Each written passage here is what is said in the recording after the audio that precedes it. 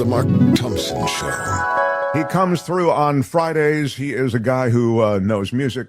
He knows the obscure subtitled movie. He knows the Marvel universe, the DC universe. He's pretty amazing. All of that, and we love him.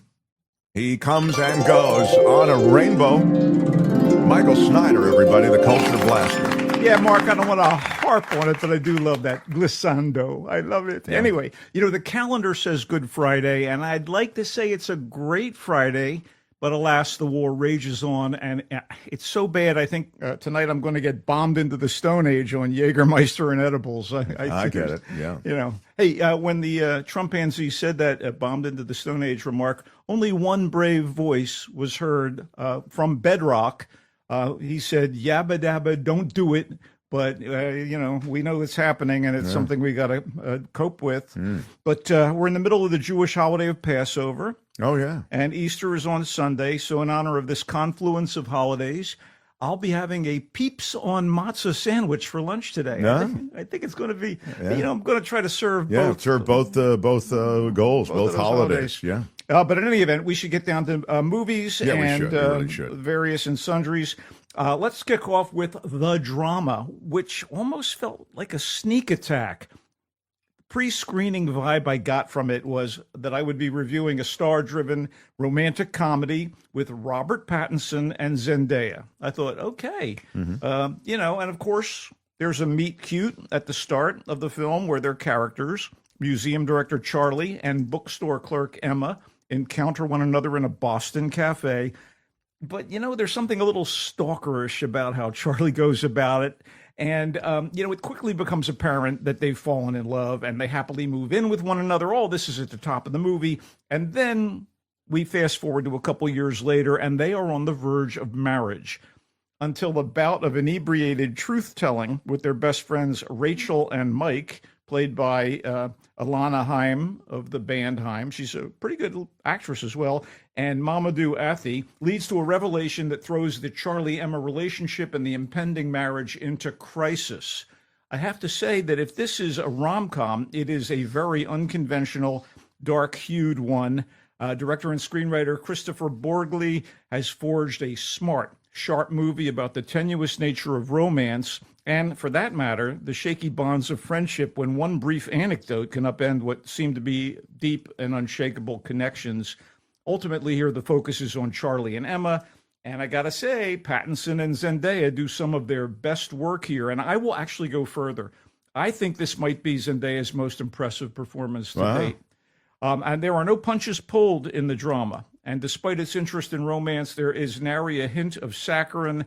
I will warn you, though, there is a little bit of strychnine, if you know what I mean. I don't know what you mean. I mean, it's there's a poison afoot here. There's some issues, and it gets deeper and darker as it goes along. And yet it's still pretty funny. People will find it uncomfortable, I think, but I, on the other hand, rolled with the drama in all senses of the title. And by the way, the name might not be familiar, but Borgli is the maverick Norwegian auteur who made the audacious 2022 satirical comedy Sick of Myself, which people may or may not have seen, and the endlessly creative 2023 Nicolas Cage movie Dream Scenario that I loved and I highly recommend. This guy, Borgli, is a force. The movie is in theaters. All right. This weekend. It's called The Drama. It is indeed. Okay. From the sublime to the ridiculous, a sequel to the 2023 hit animated Nintendo video game adaptation, the Super Mario Brothers movie. The Super Mario Galaxy movie is a convoluted adventure that takes the familiar characters, bantering brothers and plucky plumbers Mario and Luigi. Hey, they're a couple of Italian Americans, stereotypically from Brooklyn, and takes them on a galactic quest along with the adorable ruler of the Mushroom Kingdom, Princess Peach, to save the universe where the brothers now live. I mean, I guess rents in Brooklyn really are obscenely high. They've decided to stay in this netherworld for whatever reason. So the bratty son of the previously defeated despot from the first movie, Bowser, and from the video games, this kid is trying to outdo dad in the tyranny department and has kidnapped Peach's older sister, Princess Rosalini. All this stuff starts happening. Chris Pratt and Charlie Day are back to voice Mario and Luigi. Jack Black is back to blather as Bowser. And the slumming Anya Taylor-Joy, she's so good. What is she doing here? She returns to the role of Princess Peach, but the total effect is not so peachy. This is admittedly long on colorful visual dazzle, but it's chaotic, overstuffed, and short on establishing info about the characters. Matthew Fogel's script is clunky that way. Look, you didn't see the first movie, and I did. And I thought it was actually pretty decent for what it was. Yeah. And you have no familiarity with the games, and I don't. It will be lacking in plot clarity. And all the Easter eggs, speaking of Easter, all the Easter eggs will be kind of soft-boiled or scrambled, so to speak.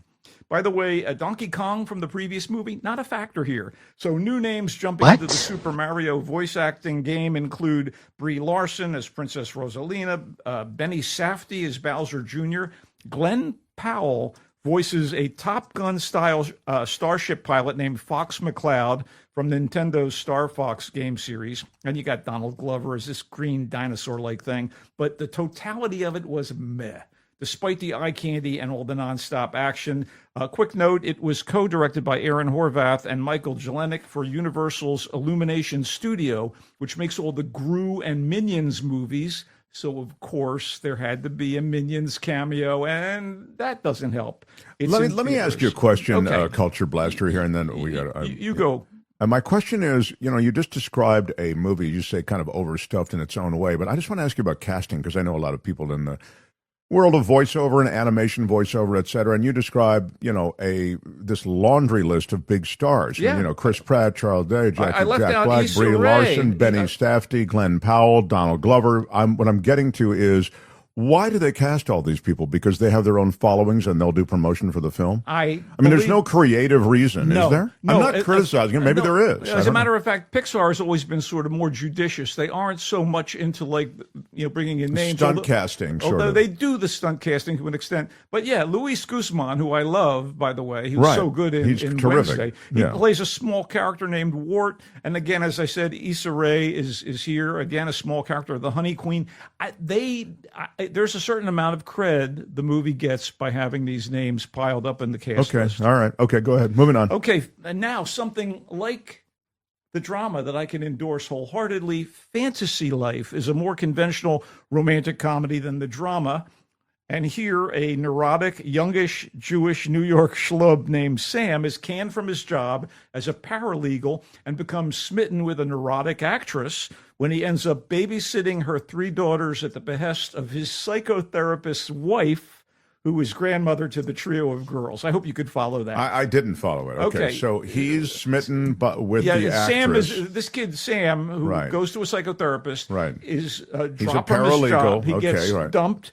And smitten with the actress. Right. And she's what? And the psychotherapist's wife, who is also his receptionist, says to him, because she knows he's out of work, would you like to make a little spare change? I need someone to babysit my 3 granddaughters.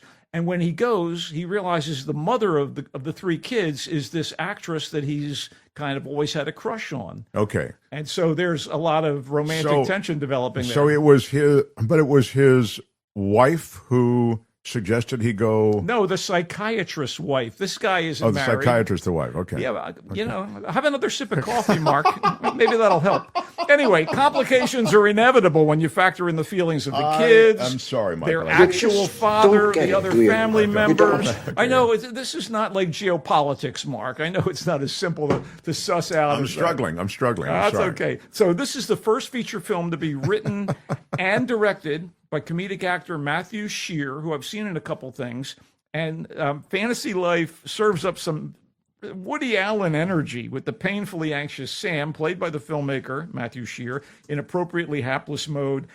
Although Shear is perfectly pathetic as this unmoored, recently unemployed Sam, the whole enterprise is truly enhanced by a bunch of superb veteran actors in the ensemble. This is a case when the casting is crucial. They bring in talented people that may be recognized, and it just makes the movie soar. Okay, so at the heart of it is a memorable and textured performance by Amanda Peet, who just does not work enough. She's great here. She is great. And she's the actress/mother Diane, whose career was put on hold by motherhood.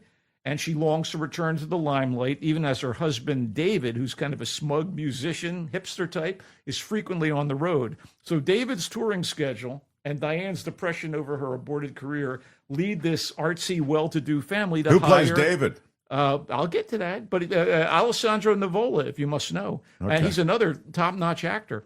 So they hire this cash-poor kid, Sam, on a full-time basis as the nanny, or Manny, if you prefer. He prefers au pair. And he's there to take care of the trio of kids when mom is depressed and dad is off playing with the band.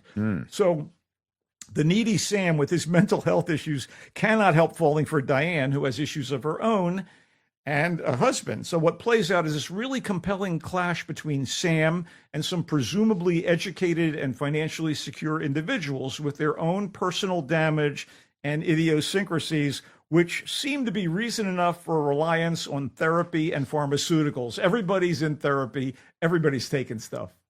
So this is funny, but there is kind of pain in the angst that Scheer dishes out. Pete's command of comedy and drama are given a hell of a showcase here, and she and Scheer are more than ably supported by Nivola as the husband, David.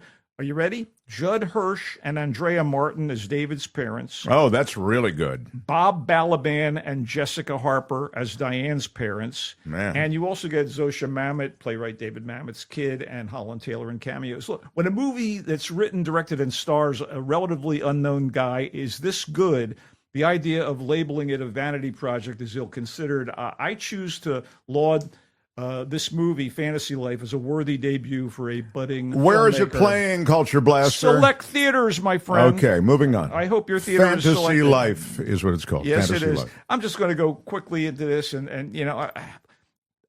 a haphazard drama about a man who flies to Japan from his native New England after the death of his twin brother and intends to commit suicide when he gets there. Kind of a tough sell, I think. And Gaijin, the movie, is nowhere near the artful treasure of Rental Family, which was last year's very winning drama. Load Rental Family. You must see it if you haven't. Rental Family. Yeah. That's about an emotionally broken American man who moves to Japan to find his fate. Same thing here. This is just not as good. Certain aspects of both films may be similar. Gaijin is the less accomplished of the two.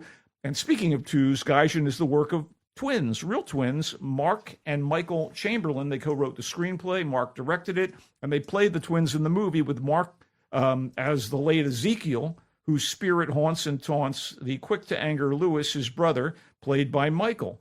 And Michael gets the dragon's share of screen time. When the ghostly Ezekiel bets his brother doesn't have the guts to keep living for a little while longer, Lewis postpones the suicide, finds a job as an English language teacher, falls for a Japanese woman with her own troubles, but can't seem to escape the anger within. For all the emotional pain and recriminations that Gaijin addresses, it's kind of understandable that Lewis would be strident in his behavior. And so Michael Chamberlain's performance can be off-putting, which makes the movie a tough watch. Still, look, when you make a movie and get it out there to the public, that's a big triumph. So kudos to them for making Gaijin and getting it released. It's definitely a labor of love, even if I labored to sympathize with the Lewis character. Strident's a ding word. Very well. Moving on, and that's called Gaijin. Yeah, it's direct-to-video on demand via the usual streaming services. Wrap it up, Culture Blaster. We got an email, somebody saying, we need more coverage of streaming television. So cover it quickly, please. I'll do what I can, Mark. Daredevil Born Again is on its second season, and it is so good. It does lean into the Marvel vigilante character of Daredevil, secretly blind Matt Murdock with enhanced senses. He's a lawyer, and he's been kind of beaten down by life and circumstances. His best friend, Foggy, is slain in the first season. His partner and their third in their law firm is also on board still, Karen Page, and the actors are so brilliantly cast in Daredevil. They remind me so much of the comic book characters, but they are real flesh and blood characters, beautifully portrayed by Charlie Cox. He plays Matt Murdock, Daredevil. And Eldon Henson, even though he's kind of a memory here, he does show up in flashback. He plays Foggy. And Deborah Ann Woll is Karen Page. And I got to tell you, it's crazy when a show like this gives an actor who has worked all of his life and done brilliant performances, the best role of his career. And Vincent D'Onofrio as the crime boss, Wilson Fisk, a.k.a. the Kingpin, who has now been elevated to mayor in this current set of seasons of Daredevil.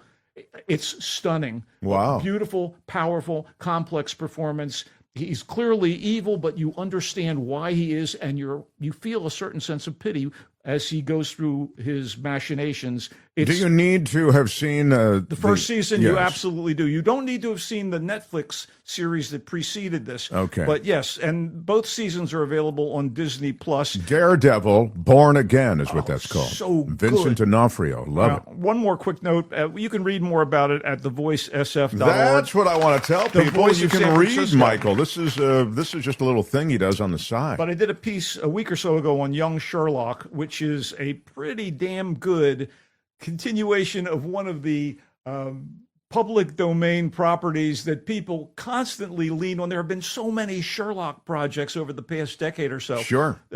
Sherlock, the one with Benedict Cumberbatch and Martin Freeman as Sherlock Holmes and Watson, set in modern day London. You've got Elementary, which is a weird adaptation with Johnny Lee Miller as Sherlock in New York, and Lucy Liu as a female Watson. And there's been something on And what's the air. his name was in one too.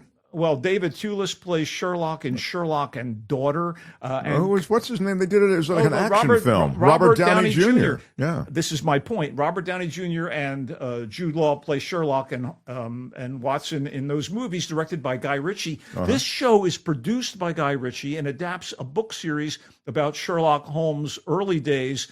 He's a teenager. He's becoming who he's going to be. He's played by Hero Fiennes Tiffin, who is Rafe Fiennes and Joseph Fiennes' nephew. And he's wonderful in this thing. The whole cast kicks butt. And you not only get them, you also get Joseph Fiennes plays his father, Silas Holmes, and there's obviously a family resemblance. Natasha McElhone plays Cordelia, his mom.